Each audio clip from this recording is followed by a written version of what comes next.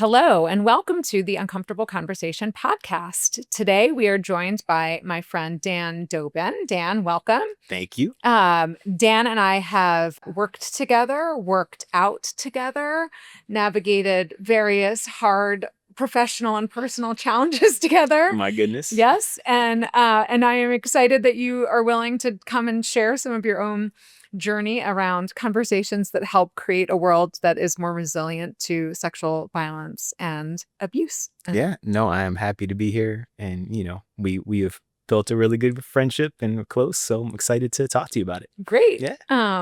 Well, good. So I think one place that I've found that it's helpful to start out particularly when people who are newer to conversations and uncomfortable conversations is I ask you to go back to the first time you remember or have an awareness, had it started having an awareness that sexual harassment or sexual violence was a problem in our communities in our country. Yeah. So, it's interesting. Like, it didn't come from an uncomfortable conversation. It came from me, like, actually seeing something. So, I think what I saw was just the public starting to get oriented around it. I was like probably 9 or 10 years old when the Clarence Thomas kind of hearing came out.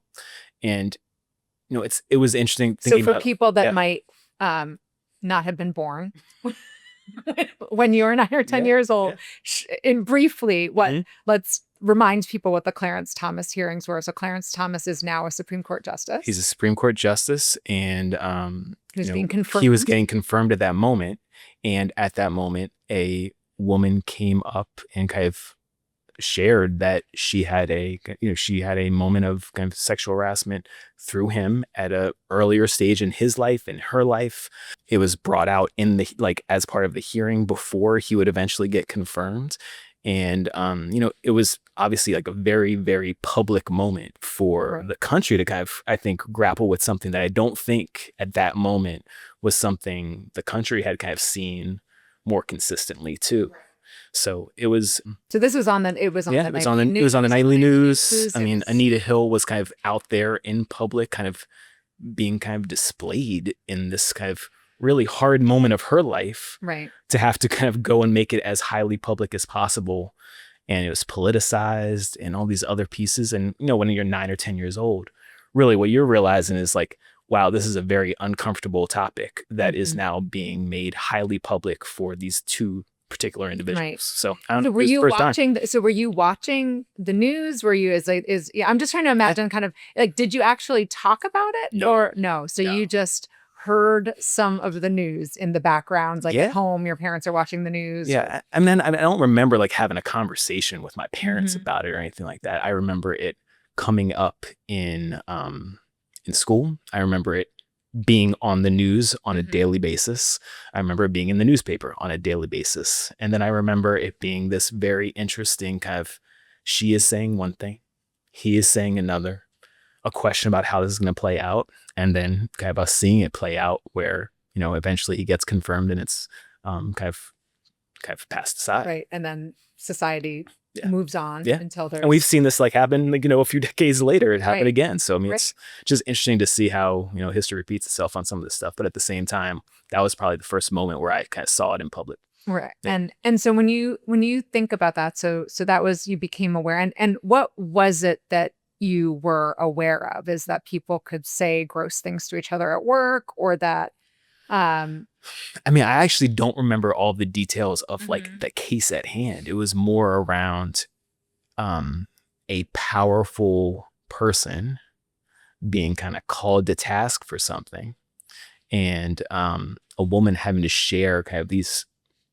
I'm sure from her perspective, very kind of private, uncomfortable, unsafe details with the world to kind of call out someone who's done something wrong and hold someone accountable. Yeah. Right. Yeah. And so as you grew up from that, for that, were there other moments that you had where you started to become more aware that sexual harassment was maybe more prevalent, or that sexual abuse or violence took place? Yeah. When I was, then in high school and kind of early teenage years, definitely had like I remember like a very awkward conversation with my dad around, all right, and this is more actually about like kind of sex more generally than it was just about that, but just like, here are all the things that can happen at that time of, that time of your life. You don't have to kind of jump into sex right away. And then kind of having conversations with my mom as like, girls came into kind of my world a little bit more about like, keeping doors open and kind of like staying downstairs and all these other pieces that like, this was not direct conversations.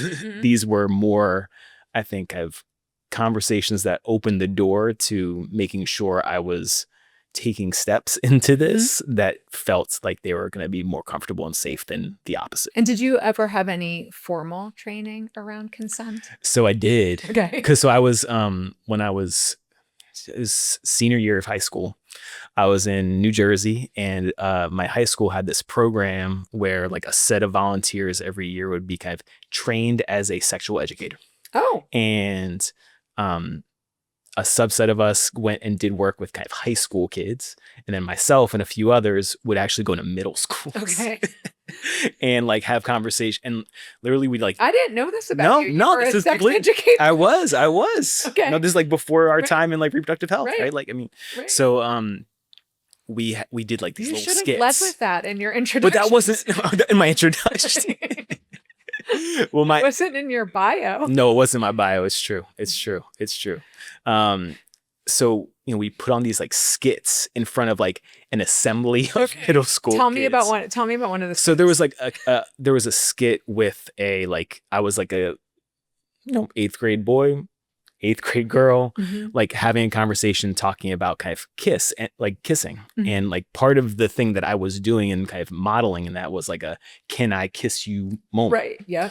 So it was kind of the early stages of like consent conversations. And then you'd do that in a big old assembly, and then you'd go into like small breakout conversations with 30 kids who didn't want to talk about it and talked about it with them.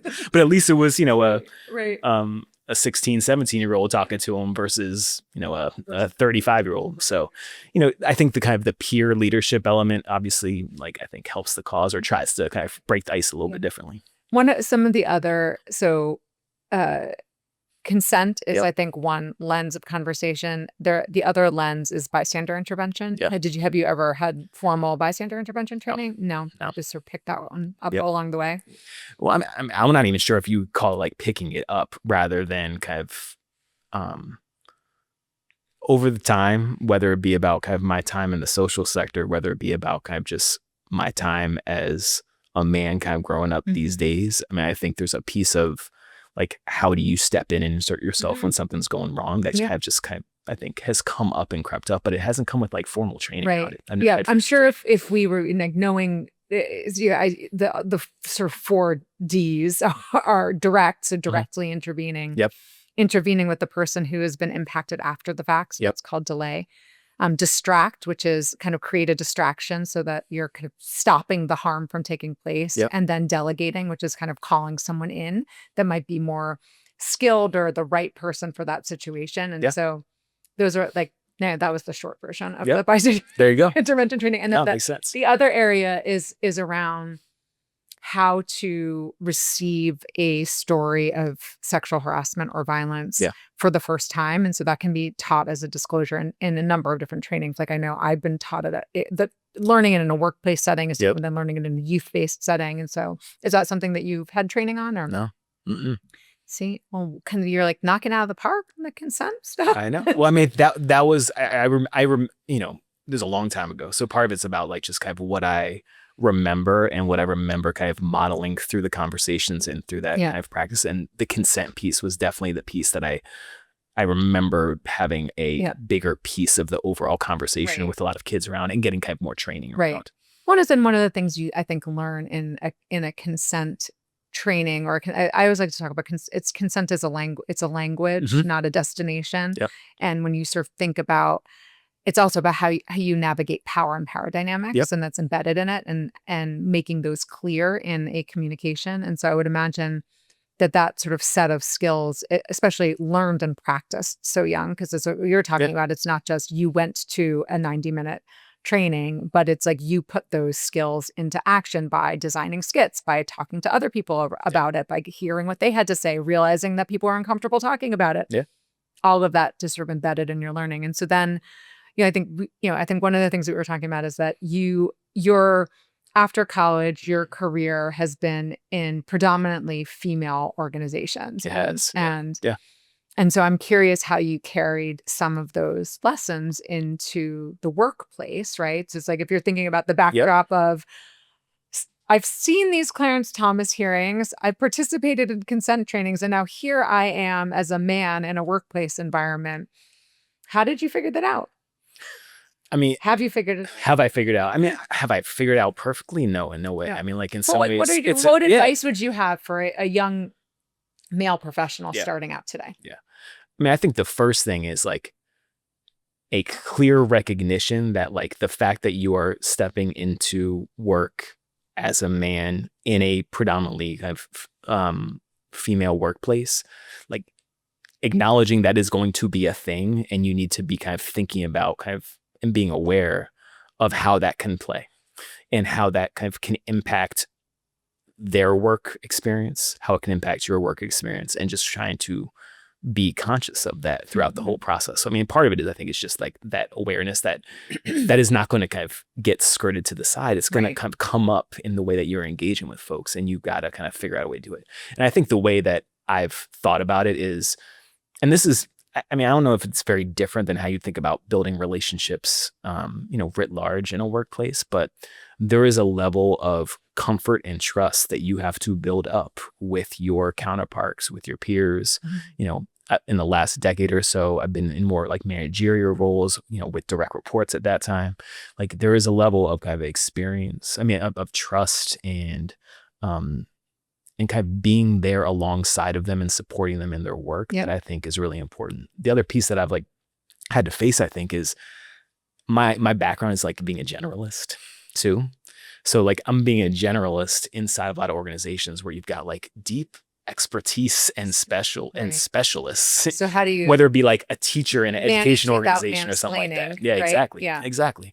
So I mean, part of that is about being able to share perspective and ask good questions. Part of it is about trying to think through how do you through your experiences and how you kind of help support someone in their work, how do you kind of empower them to go and deliver, get great results, and cheerlead.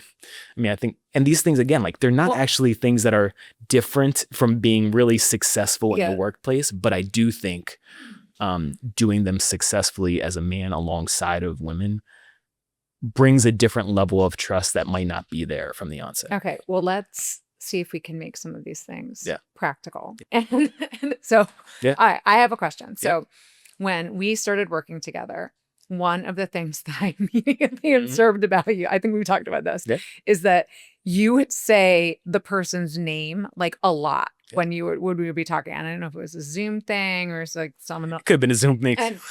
And I was like, who is this guy who keeps saying my name? You don't know me.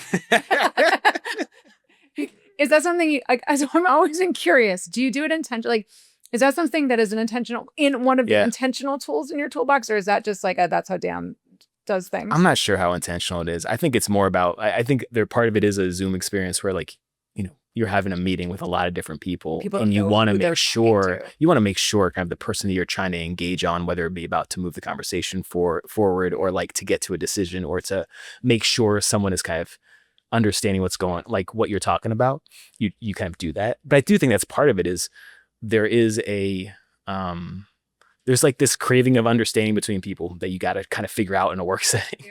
So if you're able to try to make connections and make it very clear you're trying to help someone understand where you're coming from in the conversation. I think that's part of what I'm trying to do in that. So like this is actually something that I'm working on now, because I think for me, I know we've talked about how you grew up in a pretty healthy family setting, and my family setting was not as healthy. And so there are aspects of when people are making a bid for connection that I experience as threats. For example, saying my name apparently is one of them. but, and I can own that and work on that. And can I ask you a question? Yeah. So like, what evolved around our relationship that kind of thing no longer felt like it was either awkward, a threat, anything like that? Right. Like, what do you think? Well, I think one thing that I think about with trust is like trust is about consistency. Exactly. And so I think it was like, I saw that you did that with everyone and you did it every time. And so it wasn't me. Also, I started to get to know you better. Right.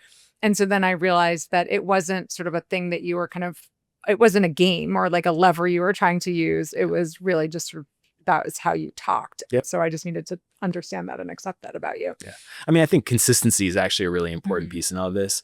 And there's going to be moments of inconsistency or like of, a challenge in a relationship. And there's a big, like those moments are inflection points on whether you're going to be successful building a relationship with someone professionally or not. Right. So like in those moments, like trying to make sure you have an opportunity to talk through it. Yeah. When they are ready, when you're ready, and then kind of talking through what pieces of it were challenging and or where the miscommunication lie or where we disagreed on something, and using that as the opportunity to then kind of push it forward. If you actually just kind of let those things if you skirt them aside or you just kind of try to push through without actually having that conversation, you lose this moment of trying to build trust that then allows you to keep getting consistent over time. So it's like what you're talking about in the therapy world is the rupture and repair cycle. Yep. And so it's like, if there is a rupture in a relationship, how do you repair it? And how do you do that in a professional setting where it's like sometimes the rupture might have been a nothing. It might not have, but as if it meant something to that person, that like, how do you go back? And also just like, if you've made a mistake along that way, like really kind of just making sure you are owning and talking about that piece in the context of it all. And, the way that I have kind of grown up professionally and I've, heard it from, female peers of mine, it's like this need to make sure they are not apologizing as much frequently kind of throughout kind of work experiences. I don't know, when I've thought about it, it's just like when I feel like I have done something, whether it be intentionally or unintentionally, that has, made someone feel less comfortable, less empowered, all those kind of things, you just got to kind of own that and apologize and move forward. So I don't know, so it feels important. So it's like, so demonstrating being able to say, I'm sorry, being able to say I did something wrong and made a mistake. Right. So those are, and repeating exactly, like making sure what they are upset about is something you're actually communicating back to them. So there's some clarity on like what I'm upset about is actually what he's apologizing for. Right. Can you give an example of that? Can you think of an example of like maybe earlier in your career? We don't have to pick one between us. I'm not trying to think about one with you. I've had a colleague where early on she was kind of taking on a new piece of work that was kind of part of the team that I was leading. And early on, I jumped in with more kind of context, support, recommendations, decisions, things like that as the work was unfolding. It was complex. It was like with some pretty senior external stakeholders. It was in a role that she hadn't kind of taken on before within our organization. And, she, I think, was frustrated with me kind of stepping in a little early on in more of a heavy-handed way. What did the frustration look like or feel like? Like, how did you know that she was frustrated? Did she say, I feel frustrated? It was a combination of, some just, nonverbal cues that I could pick up on. And I think that, and then kind of using that as an opportunity to be able to just kind of ask questions. Say like, what's up? And just like, what's up? Is there something kind of going on here that like is making the work harder? And then that kind of unlocked a little bit of the conversation. And then this is the moment when like either things change for the best, it's like for the better, or they don't. And talk about kind of places and, had a conversation with her around, here's why this is complex. Here's the stuff that like based off the conversation we just had, it makes a lot of sense if you just kind of go with. Just go. And then here are the places where I'd love to kind of have a conversation when it comes up again. And then using that as an opportunity to let her kind of, feel a little bit more empowered in the work. It's a good moment of, reflection for you as a leader to kind of think about when those moments make sense to kind of step in versus step back. And when you see the cues, you gotta use those as an opportunity to ask questions versus try to keep pushing. All right. I have a few specific areas that I'm going to ask you about. Cool. 1, hugs. Hugging at work. Talk to me. Yes. Do it. Don't do it. Depends. As a guy, I do not initiate. So you don't initiate it. Yeah. But if somebody, how would you, but you would hug someone at work. Yeah, absolutely. Under what circumstance? Like if somebody comes to you with their arms open, then you would hug them back. Yeah. What if you didn't want to? I'd probably still do it. I'd probably still do it. And I think work is tough. It is tough. No, like work is just really challenging, and you're gonna build. You might not be able to. Like, you're a big guy. Like you're tall. Like you're not like. I'm not that tall. I'm like 5'10". Well, that seems tall. That's tall. I'm 5'3". I played basketball in high school, so like I always have like little. Yeah, exactly. That's true. Remember, so 5'10" when you're in basketball doesn't doing a pull up in a gym. It's true. That's probably more of a coordination issue than anything else. Work is this issue. Like work is really hard. You're gonna build some relationships through work that are great. You're gonna have some work relationships that are not as great, whether it be about just interpersonally and not feeling right, or sometimes just like things are set up in a bad professionally in a bad way where it's hard to, even if you like the person, like feel on the same page. So I think I've recognized over time that just work is hard. If those are the kind of things that can help you and your peers or your colleagues kind of get through the work and kind of engage differently. So you'll hug if people want to hug. Yeah. And then what about, how do you think about the times that you would or would not be alone with a female colleague? Is that something that you've thought about? Less so. I mean, I think, the last number of years I've worked virtually, which I kind of like changes the dynamic there. Like being alone in a Zoom conversation is different than being alone in a hotel room. Yes, exactly. Yeah. Exactly. I do think, when I think about that, I think I've been in professional situations where I haven't felt as much kind of stress or kind of discomfort in that, both from my perspective or the individual in front of me. I feel like part of this is about like letting someone else lead. Like I feel comfortable in those moments. Right. Would you ever be worried that you are exposing yourself, like as a male in a leadership position?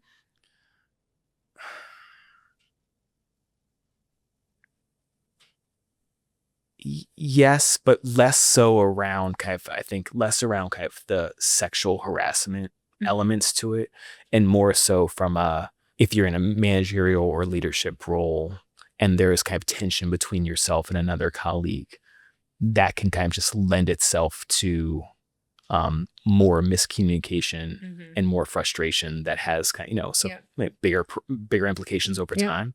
So I think it's more about being a man in a leadership role and the kind of power and responsibility that sometimes comes with that set of conversations than it is more around the kind of the sexual harassment piece of it. So outside of work, you're a dad and a husband. I am. And you have both a boy and a girl. Yes.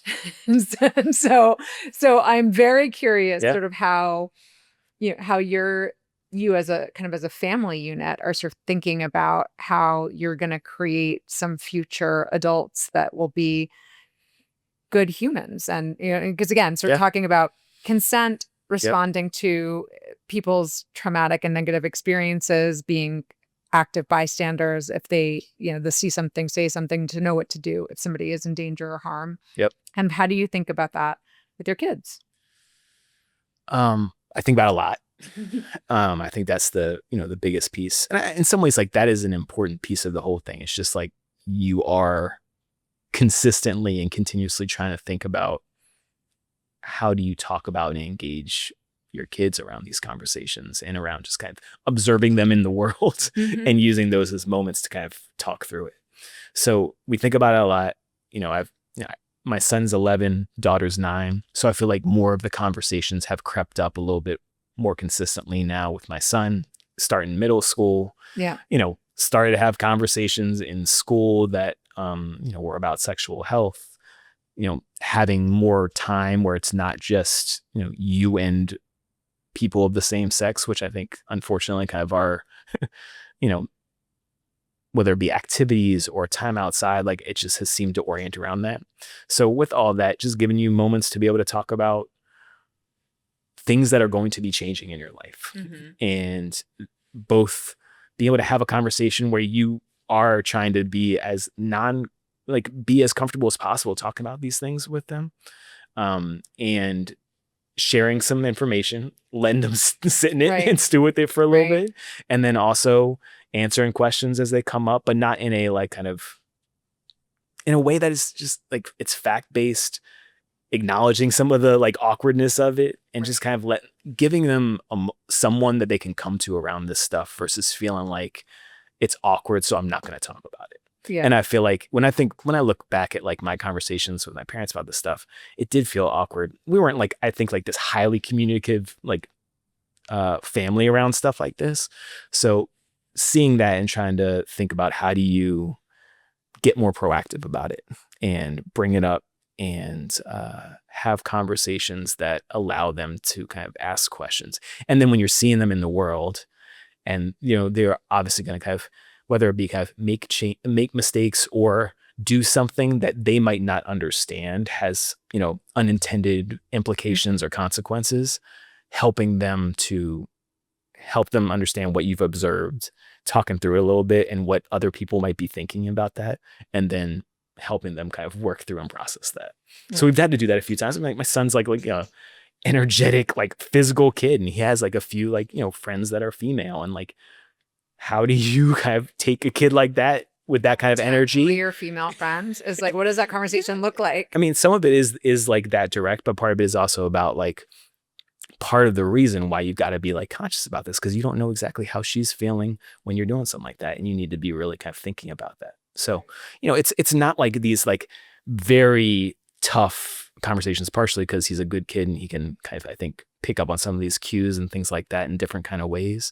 But part of it's also about, you know, just you got to call it out and be able to have the conversation and make it not about being punitive, but more about just moments where you got to learn. You got to learn. If you think about it, it's like it's not one conversation. No, it's not. It's the consistency thing. It's the consistency. Yeah. How do you build it? And so when you think about even just the mechanics of sex and how is like there are a series, it's, you know, how is a baby made is a different conversation about how do you know, make a baby. That's right. How do you prevent having a baby? Because you might want to be doing those things for different reasons. And how those conversations evolve. And then I think about as well for me is how do I create enough people around my kids? Because I mean, they're 11 and my kids are 11 and 14. And it's like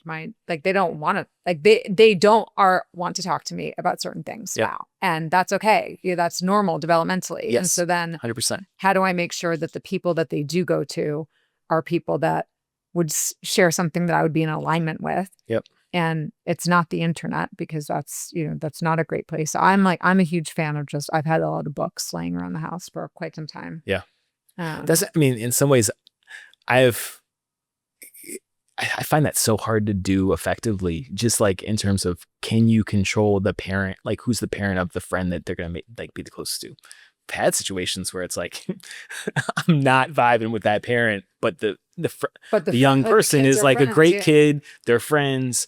And what that just tells me is like, I need to make sure as they are kind of seeing and observing, you know, all those kind of things out there, that I have some checkpoints with him or with her about kind of all of this and like whatever's going on, whether it be about like how that parent's talking about another kid or something like that. Right. Then I need to kind of make sure I'm kind of stepping in a little bit differently. Well, I think it's like as your kids get older and more independent, it's harder to understand what information they are consuming and what value they're associating with that information. And I still kind of like all comes back to some trust and consistency in some ways, right? Like you've got to build this consistent way of working with them, working through stuff with them that helps to make sure they feel trust there and will continue to come back to you about these kind of topics. And on the other side, they have to put themselves in different kinds of situations and either kind of engage you enough where you're helping them work through it, or make kind of a series of good and smart kind of intuitive choices that helps you feel like you can kind of trust them through a variety of different moments too. And so what does that look like, between you and your wife, right? So sort of like, are there places where she's better at a particular kind of conversation or resonates better? So like, how did the two of you think about that as a team? I think I'm like, when we've had conversations about like where we differ on some of this stuff, because we do, I mean, like we do differ on some of it. Like, I think some of the places we differ is, when is the right time to expose someone to some of these, like the details underneath everything. What do you mean by the like within like the context or the topic of sex? Like, how far do you go down that path with a 10 or 11-year-old versus kind of like, stop in certain moments and eventually kind of pick it back up at different stages? I feel like I have been much more in the last, as my son has gotten kind of closer to that age, been a little bit more like, let's like actually talk through some of the details. The details are going to get super uncomfortable. He might not really understand them or comprehend them in the same kind of way. I mean, the percentages of kids between the ages of 8 and 11 that are exposed to porn are astronomically high. Sure. Yeah. Right. Yeah. Sure. So, yeah. Sometimes and I think it's also sometimes it's like, do you want to be the first conversation or not? Yeah. And it's like, but it's definitely a trade-off of what is it? But there are moments where like we've talked about it and you can tell a little bit, oh, he's not ready for this conversation yet. Like that has happened multiple times. And like, you don't like kind of push the agenda too hard in those moments. But I think I like walk that line a little bit more. And my wife, I think, is a little bit more like, look, he is still kind of, at a maturity level of this. Right. And like, let's just like make sure he has enough time to grow into a few of these conversations versus not. So I think, and I don't think we are like far enough away from each other on this that it's like a butting heads moment. It's more just as the conversations come up, I think I divulge a little bit more kind of organically. Right. Yeah. Yeah. You're a little more of the overshare of the two. That's probably right. That's probably the right way to look at it. Right. Well, and then how do you think about because going back to where we had started, which was, you were a 16, 17-year-old kid going in and having conversations with middle schoolers who are 11, 12 years old. Yeah. And like, how do you look back on that now through the lens of a parent? Like, would you hope that kind of experience could happen for your children in the school setting? Yeah. I mean, like when I think about the people that influence my kids, sometimes it's like they go to after school programs, right? So it's like the after school, like the staffed high school kid from the after school program, like gets into their head more than like my wife would. So, I feel like I can be able to manage if I feel like they are kind of hearing things that are either kind of way mature for their kind of age or a little bit off kilter. But I also want them to have that experience and exposure because, it's going to help them kind of, see some modeling in action that I hope is in a good place. It's also the modeling it's like different people think about these issues in different ways and that you won't know where you're different unless you talk about it. And so, and like we have, fortunately, I feel like we have conversations with them, about, where they're hearing things from their, from those after school staffers and things like that. And you're like, all right, like this is feeling right. And then here are some places where I need to amend something or add a little bit more detail. From my perspective. So yeah, exactly. So, I mean, I think it's really important and healthy to include some of those kind of next level peer conversations and relationships to help people kind of connect the dots in their own way.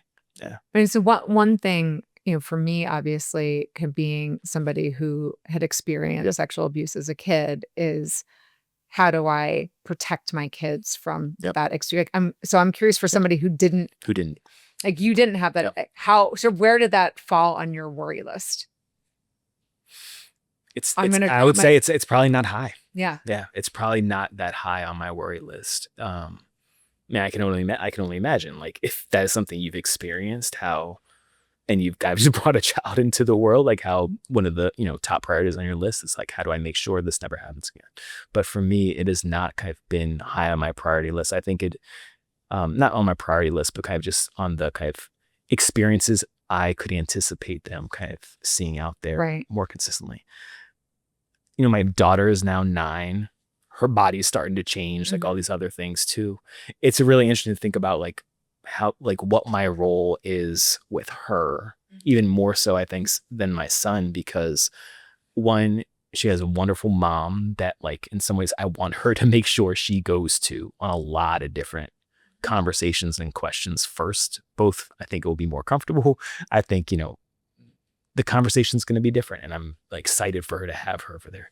And I also hope in some ways, like, there will be moments in this where I can be both the right level of supportive and a partner in that conversation and kind of set of things with her. And it'll be interesting to see kind of how she navigates that. She's 9. So it is early for a lot of these conversations to start creeping up. And at the same time, in the next year or two, it's going to happen very consistently. Right. Well, it's like, a lot of it, it's funny because it's like we're talking about, and I talk a lot about conversations, right? And the conversations that you have, the conversations that you don't have. But I think one of the things that I've been thinking about more and more is just, it's like the importance of modeling. And so I think it's like when I think about, particularly now kind of in my post-divorce world, like the fact that my kids get to see me in a really healthy relationship with somebody who treats me well, who cares about me, who like laughs at me, helps me calm down. Like, it's like all of those, like that shows my daughter more so than any conversation, like what she should expect and demand from a relationship and sort of like what a healthy relationship looks like. Yeah.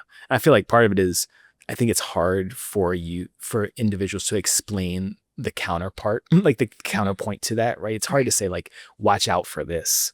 But if you kind of model enough really, really positive, strong, like good behavior, I think kids' alarm bells start to go off sooner and more instinctively when things don't feel the same way.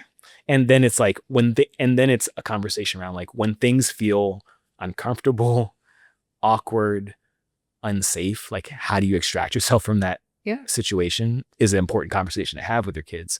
But the more you model the positive, I think the more the uncomfortable is going to it's going to trigger some of those instincts. It's interesting. As I'm hearing you talk about that, what I'm thinking about is, we think about how patterns are passed down for generations, right? And so I think it's like when I hear you talk about the fact that sexual violence is like not a thing that would be on your worry list. And I think about what the benefits are for your kids to feel more safe in the world. And I think that there is, a way that as a parent who's had bad things happen, that there is a projection of that worry like onto my kids in a way that's like, that doesn't teach that's like is counter to like what I actually would want. Would you want? I mean, that's the awful thing about all this stuff. It's like, no matter how well you've been able to kind of process, engage, move on, think about your world differently, like it will always be part of your life. And and the people closest to you are gonna, feel that in some way. Right. Yeah. And so it's like, but again, and like it makes me think about, the degree to which I can expose my kids to other kinds of family and family systems and like, imaginations of family and what family looks like and what it doesn't, it's like, it's not just your immediate family. It's sort of anyone who loves you and that you trust, and to like trust their healthy relationships. And I had a little bit of that in my family too. Like, both my sets of grandparents divorced, like when my parents were relatively young. So all of a sudden, like I had, they had, I think, a much harder and challenging, family dynamic. And in some ways, I know that they have kind of buffered me from a lot of that over the course of my life. And at the same time, what I saw as the manifestation of it is actually like, we never really kind of spoke to my dad's father again, but the other 3 all remarried. I had 6 grandparents all the way through my life. All their like other parts of their family kind of became part of our family. So, half my family is blood related, half is not. Right. And it's all through this kind of, these challenging relationships that somehow turned out in a way where people kind of figured out and like fought to stay together versus kind of separated themselves. Right. And that I think has played actually a really big role in my life, which is like, how can I make sure, and my like immediate family, mom and dad, were very much like a convener and a like like trying to like make that happen and kind of be at the center of it. So I have always like thought about how can I kind of play a role where it's not just about this like group of, people that are in your family. It is this extended group of people that you want to be thinking about, loving, supporting, all that kind of stuff. So well, I think is the other conversations I've had with kind of friends who've had more of a kind of healthy family dynamic is one of the concerns can be is like, have I raised my children to be resilient. to the pain that the world will eventually unleash on them? So I think, I don't know. I'll be honest. Like, I'm not entirely sure. Like, I think if those moments pop up, it will be even more difficult to be able to support them very effectively. However, I think the thing that I feel good about is who are they going to go to if a moment like that comes up? Right. And I think they would, like right now, I'm feeling good about, they would come to us and with some truth and context and like questions, and whether I knew how to deal with it or someone I could think about who could come into this conversation and help them deal with it. I feel like that connection is what's the most important piece of trying to help them work through a moment where resilience is needed. Right. Yeah. Well, I mean, I think when I think about my own personal experience, it's, there's like the real trauma. It's not actually about the abuse that happens to your body. It's about not having a safe place to go with that. Right. And so I think that there's like a lot of healing that can simply happen, or pain that can be avoided. I mean, it's I think similar to, reasons why you can have two people that are in the same car accident and one of them has severe PTSD and the other doesn't, right? It's like that there are ways to be to build protections or to help people in those moments to like ground. Like I've been reading a lot about PTSD lately, and I was kind of talking about how it like the way that trauma activates your brain, that there sort of are a set of things that you kind of can do to like get yourself back into your body, into a place of like safety and connection again. And that if those things can happen in that immediate wake of I think that's right. It's like in the immediate wake of it. And again, not like, in the 10 minutes, but sort of like in that sort of immediate period afterwards. Yeah. Then there's like an opportunity to avoid some of the, because PTSD is like brain damage, right? For sure. So it's it's damaged the part of your brain that can trust. It's damaged the part of your brain that can connect to people. It's, and so, but it's like, sort of thinking about like, thinking about those different pieces of how you can show up in a way that matters. And that's why I think teaching people the skills of supporting people, teaching people the skills of navigating a disclosure.